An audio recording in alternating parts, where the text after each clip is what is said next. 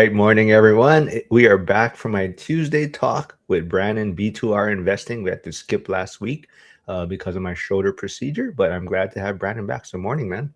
Morning.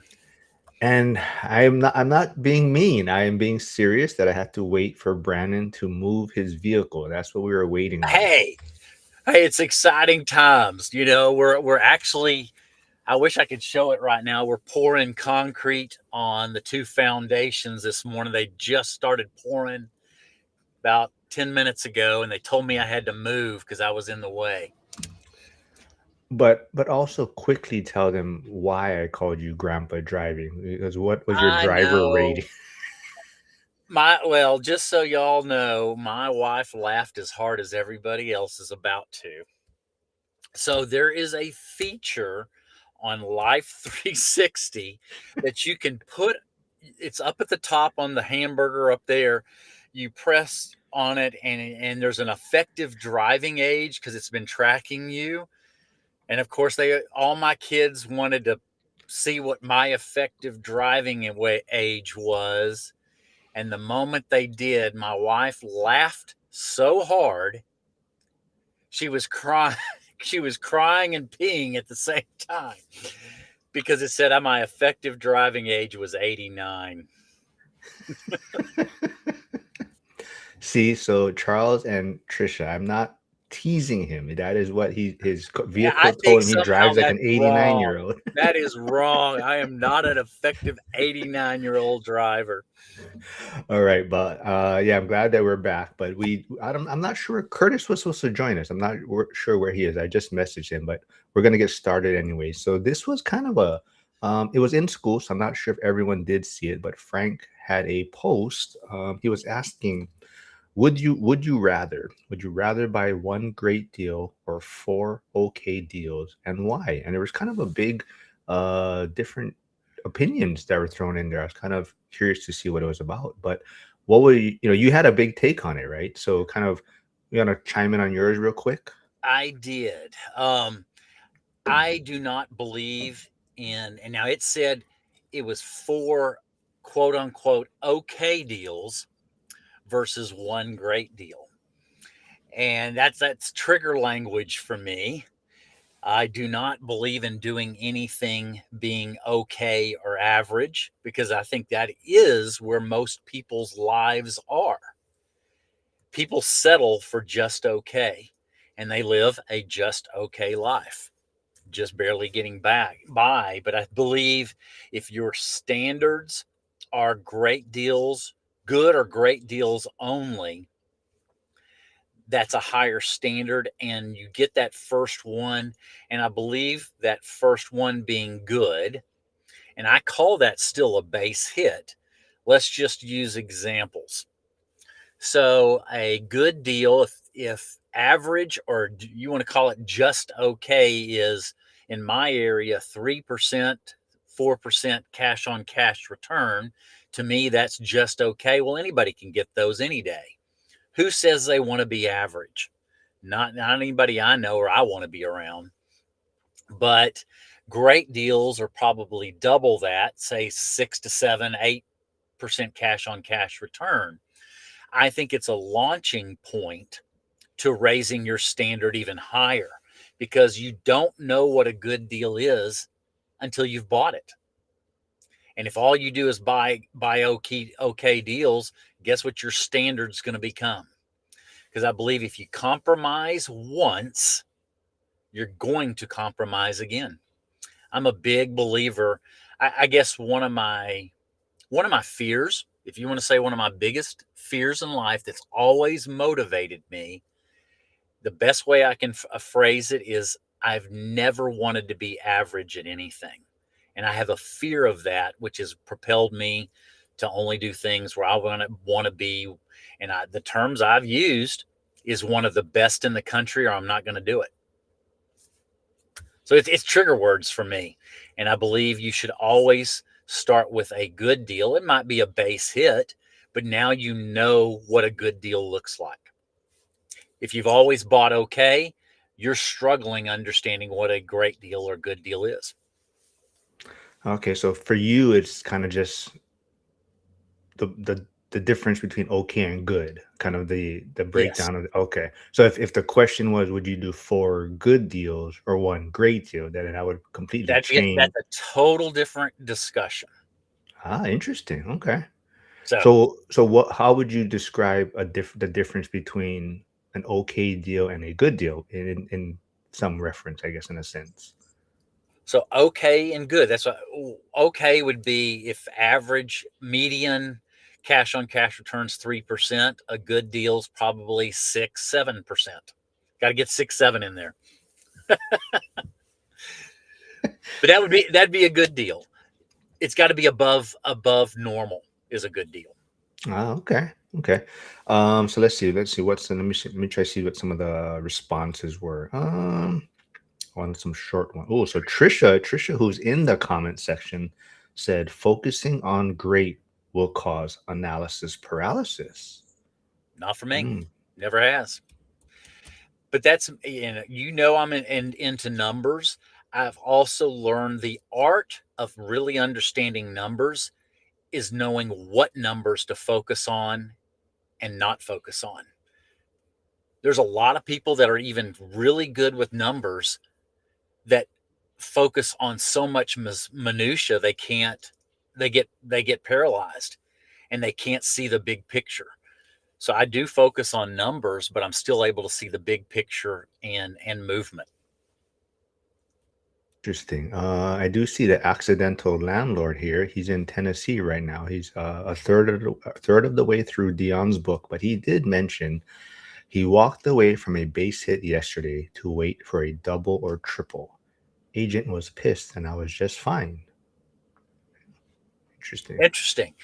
And that could be the right move. It could not be the right move. It's there's more there would be context to that of understanding his entire situation. That could be a very good move.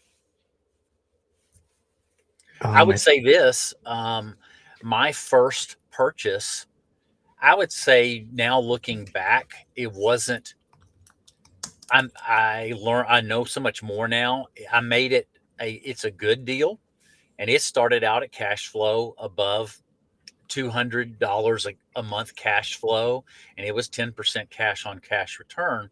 But as I've gotten better at my business model, most of them now I would categorize as great deals now, every one. But the first one, the second one, I would call them good base hits. Um, but I've leveraged them into home runs because of what I learned from them. Nice, interesting. Hey, I see Cody Davis tuning in. He was my Monday regular, so good to see him here. And I keep kind of teasing him a little bit. I said Brandon was so giddy when you heard that you're doing build to rent and how much you think you see that as the next kind of investment opportunities for himself, right? I think you can describe it in video, but once you experience it firsthand, you see it more and you understand what it's doing and the potential with less hassles. You're still making great if you've bought it right, great cash on cash returns with less hassles and building wealth from nothing because you're building it way less than what retail would be for that product. So you got several layers that make it phenomenal. So the accidental landlord follows up with 4% cash on cash was not enough for the capital outlay. I would agree with that, Now, let's especially when you see. can make 4% on money market. So like we did mention, like I said, Trisha is in the chat and she mentioned, right, focusing on great will cause analysis paralysis. And someone followed up to that saying, yes, those great deals don't come around too often. So if that was the response, how would you kind of follow up to that? Um, I would say in my career, great. I guess I'm changing my standard. I call the phenomenal deals that I've seen, and I've been in finance and real estate for 30 years now. I've seen about once a decade. I see phenomenal deals once a decade. I feel like great. I don't know. I feel like I'm dialing those in now. I was at breakfast this morning and I've got potential on these two builds I'm doing right now. Potential. This will come at the end. This is probably 9, 10 months from now. There's some potential on these to be cash on cash returns of over 20%. What do you think that is? On brand new construction, cash on cash, 20%. Sorry, man, I wasn't even listening. I was reading the question. So you're saying your cash and cash return is 20% on your build? These have potential, so Oh, we've okay. still got to build them, but it looks there's lots of things that are looking positive. Interest rate, the cost of materials, these contractors. I've got one because I bought it at $10,000 at the tax auction, one of the lots. It has potential to be a 20% cash on cash return. So I think that's the perfect segue into Cody Davis's kind of comment in the chat here. So you're seeing the potential for a 20% return, right? Based on Yes. your kind of knowledge, your skill set, What what I'm you've been doing. seeing, yes. Yeah. Mhm. So like Cody is saying, hold on, let me share it. He's saying 4% could be fine. I think he's in reference to accidental landlord's comment. But he said 4% could be fine if there's upside, or 4% return on equity post refi is totally okay. So I think, like yourself and Cody, who are a little more seasoned, right? So you guys can maybe see the potential of certain deals or how things may play out. So from that standpoint, I guess in a sense, the deal may be okay for a lot of people up front. You're seeing the potential of it. So in your mind, it's a great deal, right? So I think it's also where we're at in the journey and how we can see In the the full context. yeah. So, yeah, because that's what Cody's seeing there. Somebody putting out one small snippet of the information really doesn't give enough information to give an even better answer to it. And that's what Cody was saying. If you added a few other variables of where it might be going, it could be a great, or a good or great deal. It's one little snippet of an analysis is not always enough to make the judgment. Oh yeah. I think that's why the school posts and comments are super helpful for a lot of people too, because you're not maybe getting the full context of everything. So it also just makes you think from the position you're in. And that's why, like for this comment or this post that Frank made, you can see everybody's different viewpoints based on kind of where they're sitting at in the journey, right? And I think that's how like Zuber talks about Dion is outside the stadium, right? Trying to get people to come into the stadium. Zuber's in the stadium, kind of helping the investors at that point, and then Lumberjack is the one more on the field, the operators trying to get them to excel in that portion of it. So they all Right. have a Yeah. different point in this journey, right? I just think I want to encourage everybody not to settle for average. I do think as a society and what I've seen in life experiences, there is a whole lot of people that are willing to settle for just okay. And I feel like as a life and a society as a general rule, just okay is the standard. And I do think this group has a higher standard. And I've never had regrets of raising my standard in any business I've run, any real estate I've done.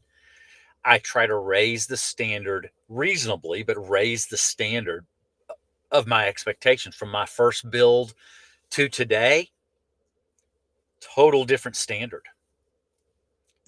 So Cody Davis says, example, $2 million property that you bought for $1 million way back when. You borrow a new loan at cost basis of $1 million and have $1 million in equity.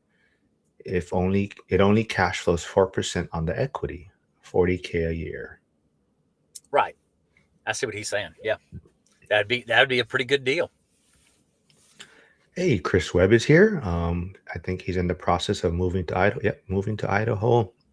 Looks like I'll be going through Tennessee, Missouri, Kansas, Colorado, and Utah.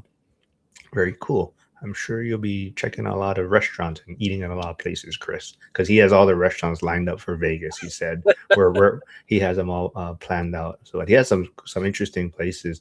But I also want to talk about. I don't think Cody gets a lot of my references because of the age difference that we have. So like yesterday, I was talking about how when I'm driving now and it's raining, it's like it's weird that you turn the radio down to feel like you can see better now when you're driving. And I don't think Cody got, but you definitely agreed with me on that. Oh my, yes. I feel like I drive better too. I need total focus. Yeah, it's wild. And I sent Cody a GIF on a message he sent me, and it was a Friends reference from the Friends TV show. And I said, you know what? I don't even think he probably knows what that is. And sure enough, he had no idea what that was in reference to. But let's see what else. This one was very interesting. I love Joseph Cachapalia, who's in San Antonio, but he also does fractional real estate. So I actually do got to catch up with him on that. But he says, if I'm sitting on a bunch of cash, I'll take the okay deals to get more fully invested. Otherwise, I'm just looking for great deals. Well, I think the issue that I see a just okay. I know it's a subjective term. Just okay. It's the transfer cost of getting out of okay because you found a great deal and you've got that friction. So you've just got to understand, if you want to call it opportunity cost. So you buy a whole bunch of just okay deals. Well, there's going to be a lot of friction getting out of that okay deal to moving it into good and great deals. It's going to cost you money when you're ready to move. And we will let him in. Before I introduce him, I just want to say that he's probably tired from celebrating the Bears' big win this weekend. So I'll finally let him on screen. Hold on, dude. Did you just wake up? Yeah, man, my dude. This winter break has thrown off the whole sleep schedule. It's been crazy, but I wore my shirt for you there. At least wash your face, man, or something. Your eyes are like. No, but I figured you. I bet he's sleeping, man. These damn Gen Zers or whatever. But Dude, I looked at my alarms. I said something seems off here. I set my alarms wrong. So it's all right, man. yeah. So yeah, we kind of started the topic, the discussion. I'm not sure. I never got your take on it, and I never saw you comment on the post rank mates. I'm not even sure where you stand on this, but 4 okay deals or 1 great deal. Where would you stand on this discussion? I think it really depends on what part of the journey that you're on, right? I think if you're early on, the argument could be made that 4 okay deals, you can turn those great over a period of time. But the argument could also be made on the flip side, is that if you're early on, if you take on too much, that could sink your ship, because you could make the same like error or mistake 4 different times, right? So I think it just depends on what your risk tolerance is. And I think, if you take, say it's your first purchase, Mhm. because you don't know what you don't know. If you went after an okay deal, what I find in a lot of the investors I've worked with, what they thought was even a good deal ends up being basically an okay deal because they didn't understand it all. But if you went after an okay deal when you don't know anything, those okay deals can turn into pretty rough deals and can Mm. set you back. If you were doing okay deals later in the journey, Curtis, like you're saying, they're probably going to be okay deals because you know so much more. I am also just as old as Mark, and we have to only get great deals because our time is running short. Oh, hold on, man. You I okay? had to put that in. Next time, I'm gonna show your twin brother on this live No, and you better. see. That's not me. Um, you know, But I will say, because I'm older, I have to get good and great deals. I have a lot shorter window, but I also have a lot more life experiences, and I can see those good and great deals pretty easy. before we move on too, and it's been a while, that's why. So I'm not even sure if a lot of people in the chat section know who Curtis is. So Curtis, maybe quickly introduce yourself. Curtis does have a YouTube channel, so Curtis's channel is in the chat. I think he might be streaming. I don't know if you had a chance to connect your channel, but Yeah, I did. maybe go jump over there, hit subscribe. Don't have to worry about subscribing to Brandon's one right now since he's passed me in subscriber count. But I do want to give a shout out to Coach Nick, Lead Pray Huddle. He did hit 300 subscribers yesterday, so pretty cool. But yeah, go ahead, Curtis. Yeah, so I'm a house hacker just south of Seattle. My first house hack was kind of my claim to fame, where I got a duplex, about 40K under list price, and then I converted one side from a 3-bed, 1.5 bath to basically a 2-1 and a studio. The primary suite had its own exterior door, so I kind of sealed it up. Lived in about 200 square feet, no shower, no kitchen. It was an interesting time for about 14 to 16 months. But you do want to clarify that you showered, because there's a lot of people like Yes. to chat, right? Like that. Yeah. Oh, yeah. That always comes up like, well, how did you clean yourself? It's like, okay, well, there's alternatives. So I would shower at work. I am a PE teacher, so in my office was my own personal shower. Shower at the gym, at my mom's house, or if I had a girlfriend at the time, at her house. All right, very cool. Like I said, I think Brandon slightly touched on it, so I think maybe you're still sleeping. Apparently, I don't know if you heard. I don't know if you heard him say though. It's really the difference between okay and good deal, right? Okay and good deal, Yeah, right? That's pretty much what it is. So if Frank changed the wording to say, would you take 4 good deals? That would change his whole kind of response to that post, right. I guess. I just took exactly what he said. That's all I can interpret. Yeah, and I think where is it? Hyder is saying yes. He says, I agree with Brandon. People get comfortable in position, poor, average, etc., so that any opportunity to grow gets used for pleasure rather than growth. Flavio is saying he's at the point driving, he has no radio on.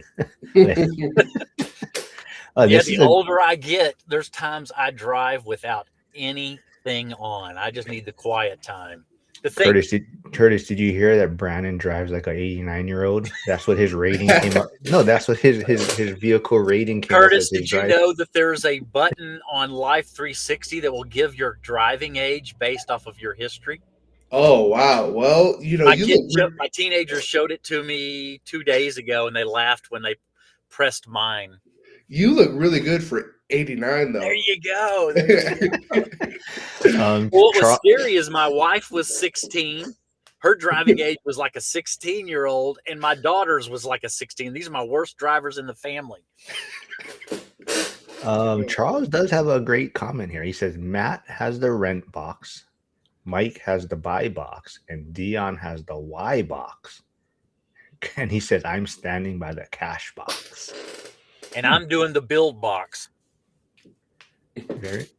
And Curtis got the house hack. House hack box. Yeah.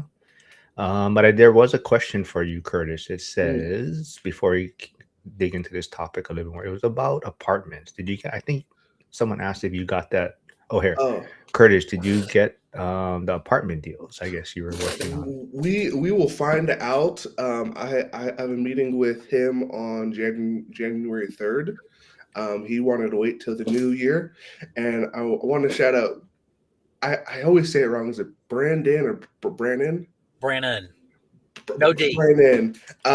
Because So this seller, he said, "Hey, I'm interested in giving you my portfolio fee like lease option. I'm one of three people." I said, "Well, thank you for even considering me." He's an older guy, so it's like his in retirement. He's passing it down, right? And so he said, "Hey, but before we meet, can you fill out a personal financial statement?" And I said, "Yeah, no problem. I'll get it to you in a couple days." I had no idea what that even was. Like, so I had to Google. I was like, "Oh, someone in school has probably done this." So I went and actually found yours. And so I posted it out there quite a while ago. Yeah. yeah. So I actually used your template. I sent it over to him. He had some questions based on Chat GPT. He actually sent me back what ChatGPT said, and I sent him like the clarifications. And so I wanted to thank you for that because it looks like I'm gonna have a shot now. So Good. Don't ever give me a shout out or anything, but hold on. Let's see. Let's see. Hey, Harrison's here. Oh, Yasik says, when is Curtis's book coming out? No Shower to Millionaire. How REI can change your life. Well, according to the statement, I'm a little ways away. So But you know, like I said, it's kind of a little off topic as usual. But I think you mentioned about filling that out, right? Like Mhm. putting your financial statement out there. Was that you were kind of like, huh, like I didn't maybe realize what my worth was, right? Like you're saying, from the cash flow from the rentals, you're like, I'm paying for this maintenance, I'm paying for this. But then when you see it on paper, like the assets you have, then you're kind of like, oh, okay, this is kind of working, right? Like this is Yeah. working in a sense, right? Yeah, it's kind of it was nice because you don't always see those numbers unless you do like a refinance or something like that. The numbers are kind of just I don't want to say fake, but they're kind of just out there. And then when you put them all on paper and you add up all the numbers, you're like, huh, okay, I guess holding a property for a couple of years does do something for you. I think, what I like about that one, the features of it. So I do mine twice a year, but there's reasons of keeping me focused. So I'm putting out there what the principal pay down is on all the properties. I'm putting in, of course, what the value is of the properties. But that first page, using it where you're putting in all your expenses to all your revenues is kind of a statement of cash flow, and it keeps you on perspective of, hey, do I need to reduce my expenses if I keep my revenues growing or the same, but I've reduced my expenses? I'm having additional cash flow. It's all in there of things that help you what to focus on. So I do it, and then to be able to see, hey, I've got these 12 for me, these 13 properties. I'm paying down in a year $70,000 worth of principal. It keeps you excited on what you're accomplishing, and like Curtis, like you're saying, if you're not seeing it, you don't realize all the great things that are happening, and so it it really is just showing you, hey, you're on the right track, or maybe you're getting a little off track. I bought these expenses, and now I've this year, then if because the analysis is the best looking year after year. I've got them all the way back to 2017 and can show the progression to 2017 to 2018 and now to 2025. I can see what was happening in our personal finances, which is a form of a business, especially owning real estate. I can see the changes over time, but then you also think about your actions throughout the year. Hey, if I add this payment on this car, well, guess what it's going to do to my personal financial statement? Then I've got to put in the real value of that car after I purchase it. And then I've got to add that expense to my statement of cash flow. So it really keeps you on task. Mhm. Another comment from the post that Frank had was from Yinka. It says, I will say baby steps first and crawl before walking because those 4 okay deals will prepare me for my one great deal. And without those okay deals, I will not know a great deal. For me, okay is just fine. Mm. Curtis, you have any thoughts on that one? Yeah. So for those that don't know, in the Northwest, we have Dion's group, Tacoma FI. They'll recently changed over to for financial freedom for the lazy person. And our group, we always talk about it's about the base hits. And I guess if you're saying an okay deal is a base hit, a lot of our group kind of follows that. And if you're saying like a great deal is like a home run or something like that, it's just get on base. Now, four, I think that's where the argument starts. Is like, okay, do you need four base hits? Or right, so I think the number is pretty interesting, but I do like the idea of just getting those base hits. So, so for Brandon, let's say like a lot of, I know it's for you, it's just more like the way it was presented, right? Okay versus good deal in a sense, right? Right. But let's say if you look at it from diversification, where having multiple, I guess, streams of income, you could say, would that be helpful for your portfolio instead of just one great deal, which now kind of relies on that one deal working out? Hmm. Man, it's just so subjective. What is an Yeah, okay? no, What oh is yeah, good? absolutely. Mhm. A base hit. You can win a game with a lot of base hits. Let's just go to the baseball analogy. It's about getting on base. Um, you can win a lot of games. People playing small ball. That's what they call it in baseball. You can win a lot of games playing that small ball. And I do think there's a group out there that plays great small ball, getting just lots of good base hits, which a base hit, you've got to say, what does that exactly mean? If a base hit is $50 cash flow, it's going to take an extra long time to really get ahead. Is a base hit, you know, $200 a month cash flow, that's 5 or 6% cash on cash return. It's you have to dial that in. But I do believe base hits. I I think the first one is going to end up being a base hit. You just don't know enough to know. There's very few stories that I'm aware of someone their very first purchase was a massive home run. You don't hear it very often.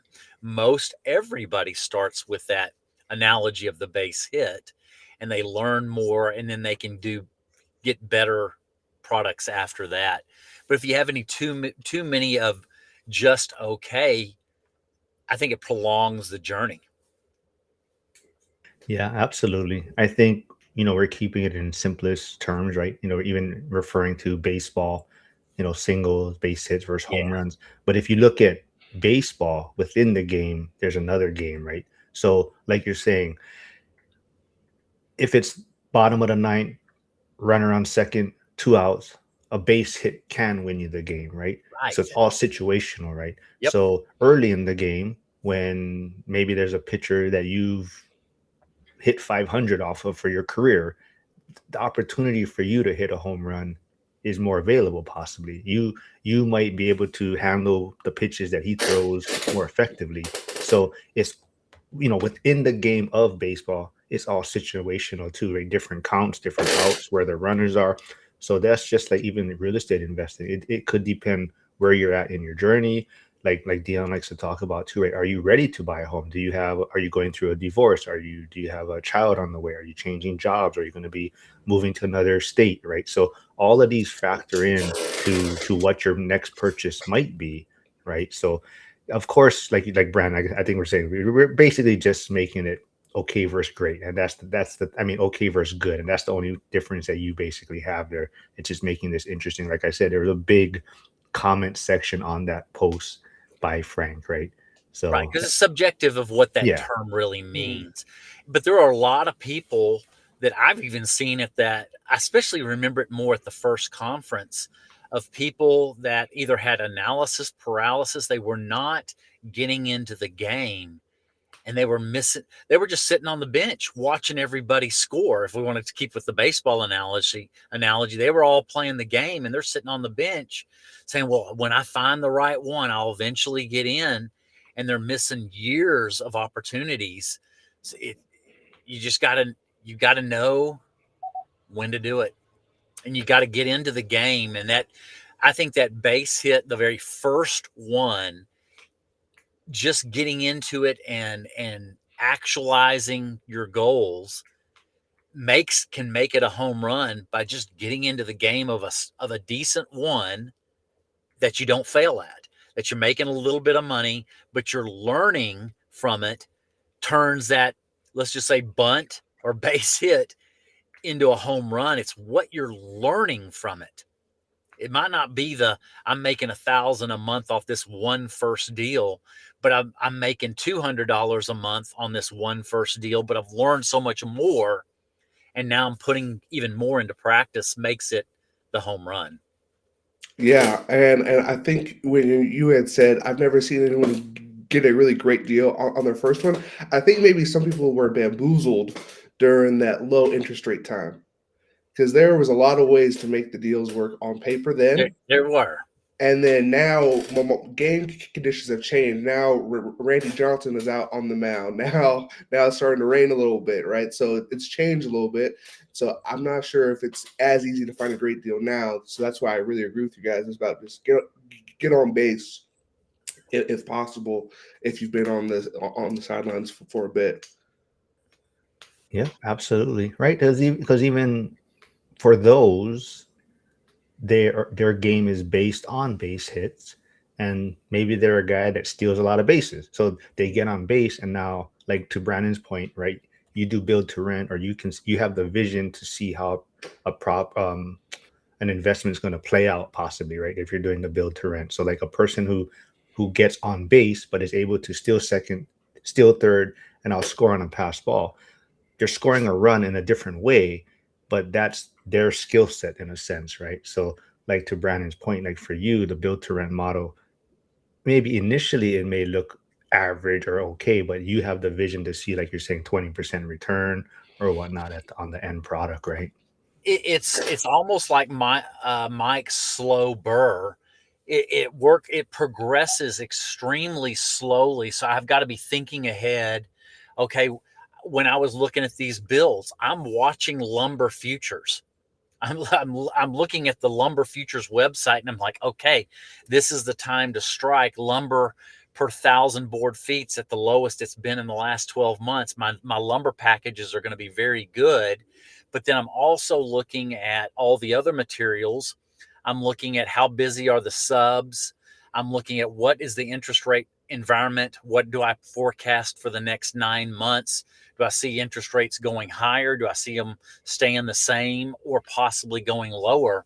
And if all these things look in alignment, that's where I think I'm in this little window when a lot of builders are slowing down right now. They're trying to unload the inventory they already have. Well, then all the contractors are hungry, and they're looking for work, and they're going to price their labor as cheap as they can to let nobody else get that bid, so they at least can make a little bit of money. Is better than no money. Then the materials are down. Then the interest rates look to be down over the next 12 months. I have to stay way far ahead. And then I'm also got to be looking at land banking. I've got to be thinking 2 years, 3 years out. Do I have my dirt for the next projects? Because I can't be feeling desperate when I'm out of lands. I'm really thinking not just today, but even on all my projects, I'm 2-3 years out mentally in everything that I'm doing.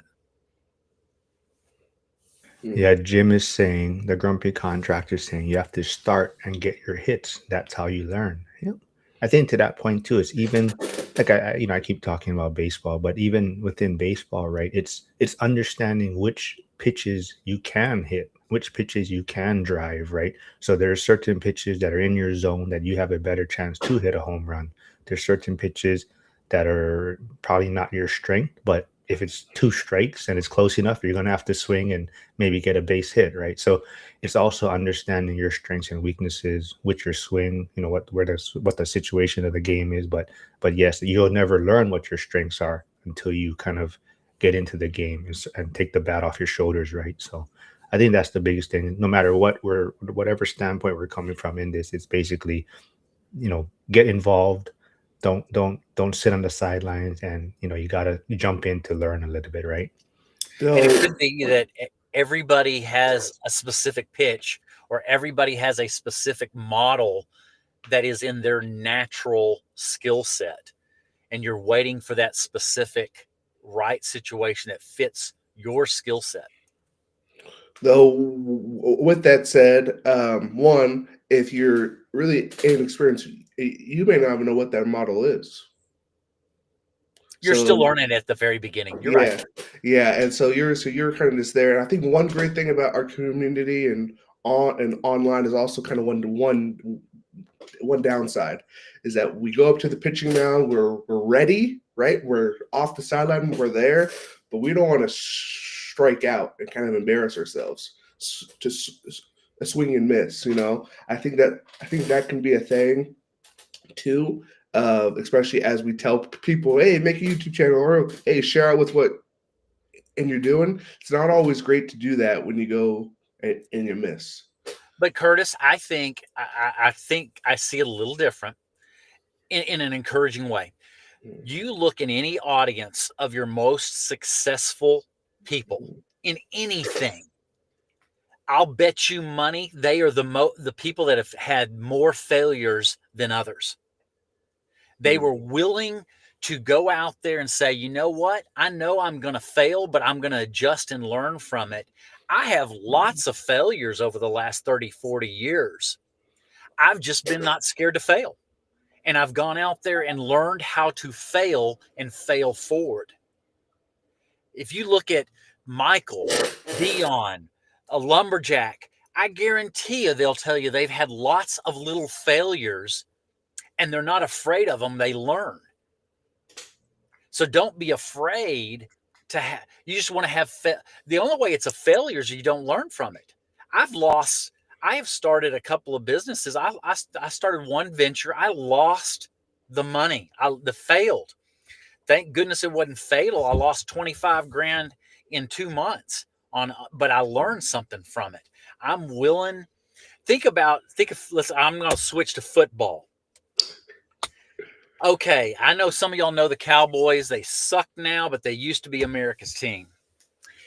What I used to get ticked off the most, if y'all remember, called the prevent defense. What did the prevent defense do? It caused the other team to start winning. When you play not to lose, you lose. Because you're not aggressive and willing to make those little mistakes. Cody, I'm thinking Cody Davis. I guarantee you he said he's failed a lot in lots of little ways. That's why he's so successful. He's not scared that he might lose a little bit and learn from it. I do think people are scared to lose and look embarrassed. The successful people understand it. That's part of the process. Well, I want to clarify that the Bears are America's team, so you can not take back that chance.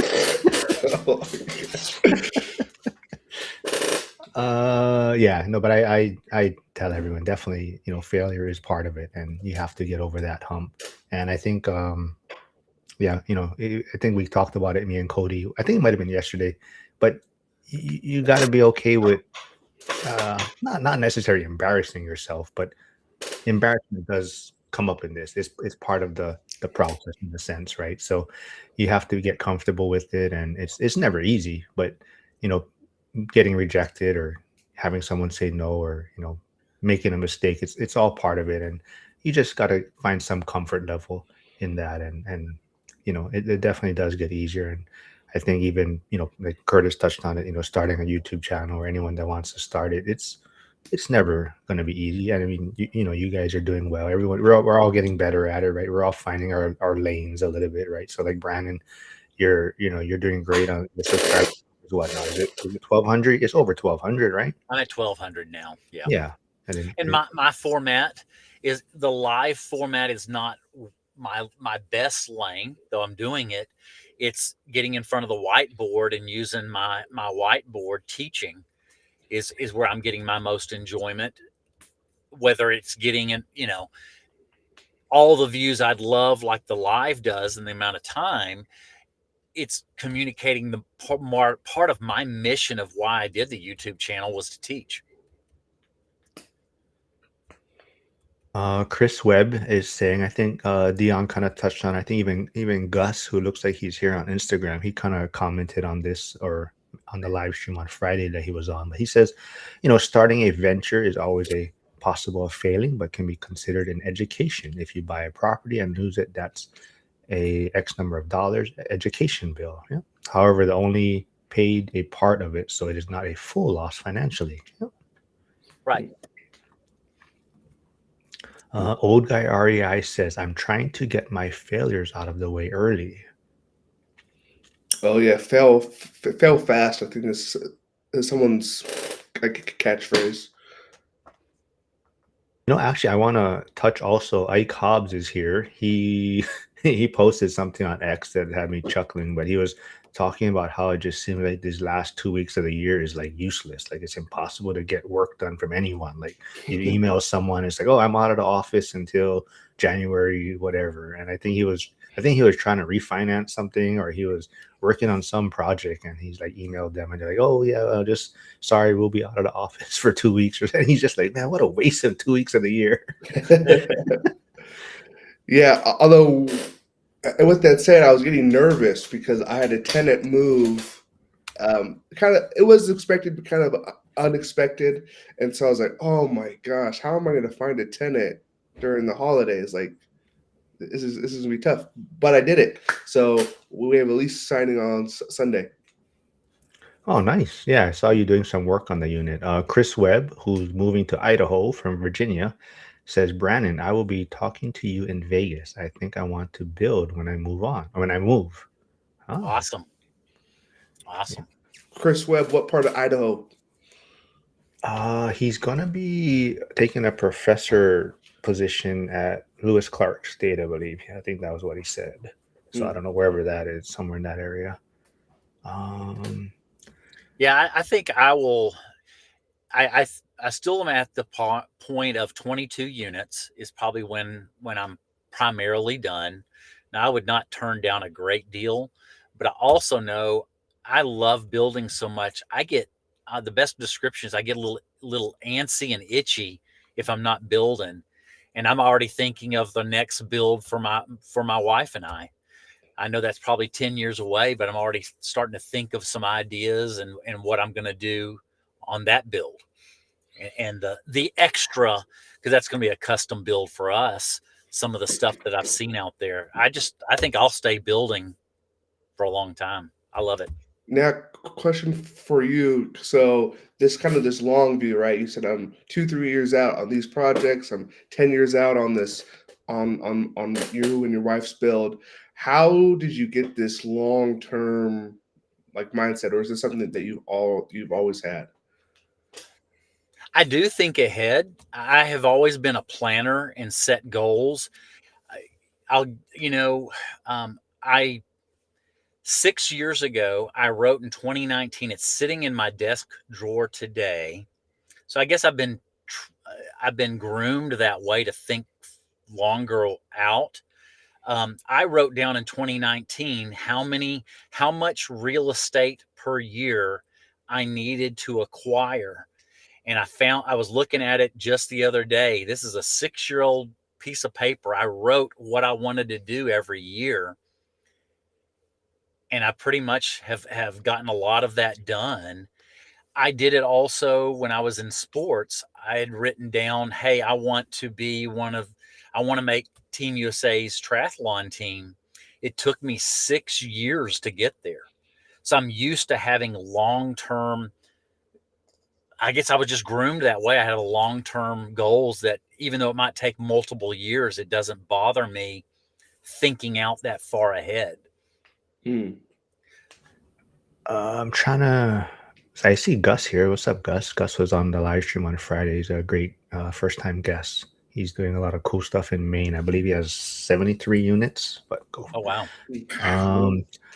He's also a realtor out there. So if anyone wants to invest out there, but Marlon RE says all these base hit activists sound like excuses to not follow what the experts suggest. Experts being the three amigos. 10 years ago, it didn't matter, but not today. Trying to. Well, what's interesting about that is that the one that says the base hit is Dion, and he's one of the three amigos. I'm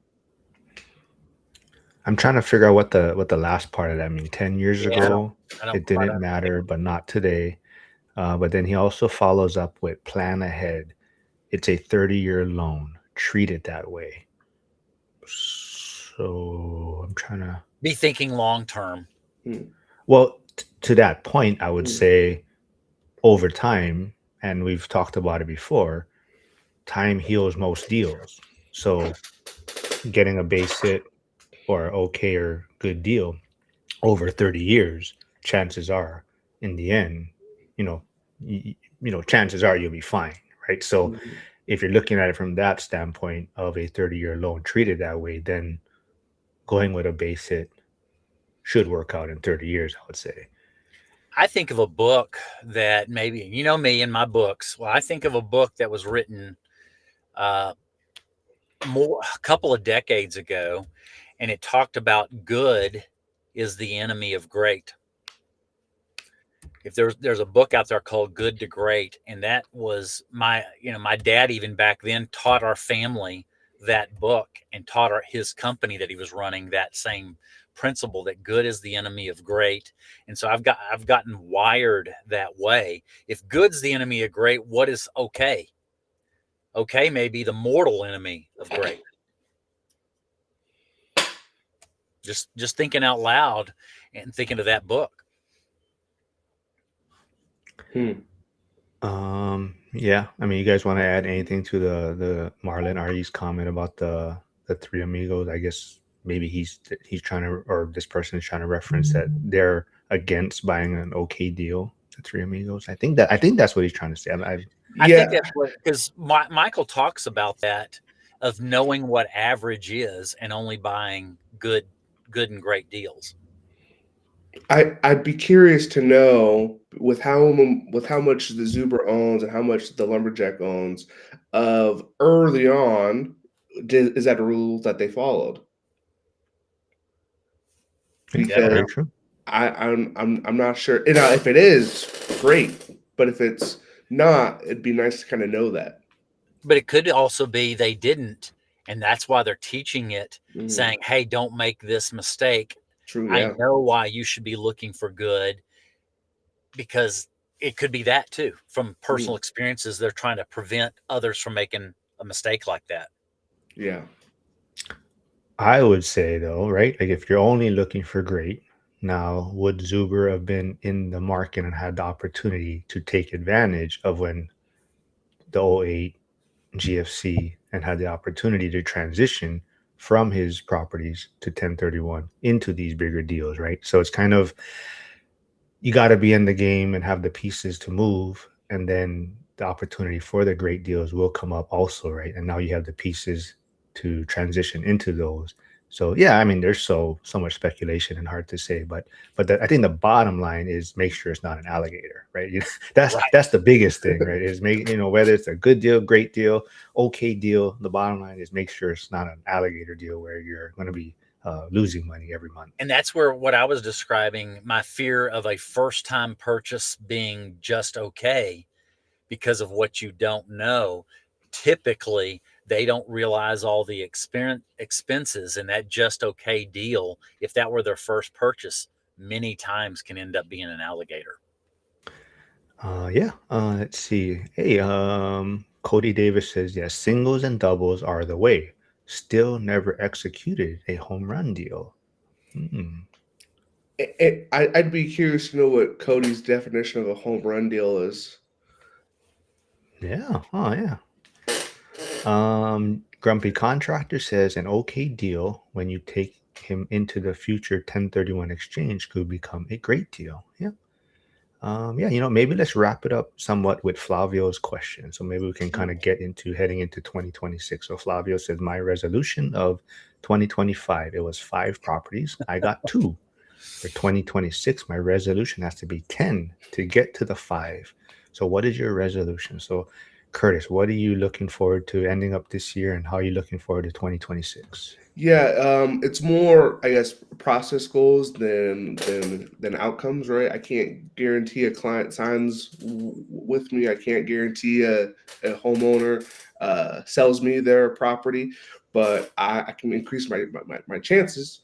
So one of my goals is to kind of increase my outreach, be it cold outreach or follow ups. Is just to really increase those weekly numbers, those weekly conversations. Before Brandon chimes in, I do want to maybe follow up. So for you, I know you've been kind of back and forth on the fence. Are you still looking in your primary market, or are you now leaning more towards out of state? Yeah, I'm still leaning towards in my market. That's just where I have the biggest advantage. I'm not opposed to at one point diversifying, right? But I just want to get a little bit more here before I make the move. Cool. Brandon, what about you? How ending up 2025, and maybe what are you looking forward to in 2026? My goals have been to build 2 properties, two projects a year. And this next year, I'll finish up and I'll be building 3 at the same time. So I've increased it just a little bit. Um, it's just staying with the 2, but 2 or 3, and 3 is going to be finished in 26. Then the plan is by the fall of next year, we'll be talking again, and I'll be starting 2 new projects to at least get 2 more built for 27. So my goal's always been at least 2 a year. Cool. Like I said, there is Curtis and there is Brandon's YouTube channels in the chat. So if you haven't yet, please go subscribe there. Cody is saying, example of a home run deal. GC bought a 1100 unit portfolio for 58 million and got a loan shortly after north of 100 million. 400% value increase, and cashed out all his money, plus another 45 million. Remove some of the zero. Oh, okay. That's a good one. Yeah, That's a good one. that's pretty good. I do want to, so I just want to remind everyone, I'll be here tomorrow with Joel and Lauren, my regulars, on Wednesday, but we're also going to get Hold It with PM Jen back. She was on the live stream a few weeks ago. She is a great bundle of energy. She's believes in the buy and hold, hold forever.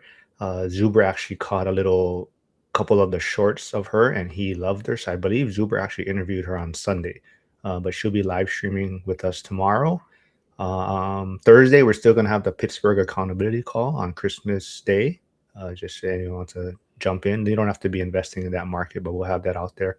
And actually, it sounds like Zuber just messaged me. So we're going to do our Thursday live. Oh, he's going to do his daily financial news, and we're going to do a live recap of the comment section. So he'll probably do his daily financial news, and I'm going to jump on after, and we're going to go through the spicy comments, which seems to get a lot of attraction. People like it. So we're probably going to do that live stream on Thursday.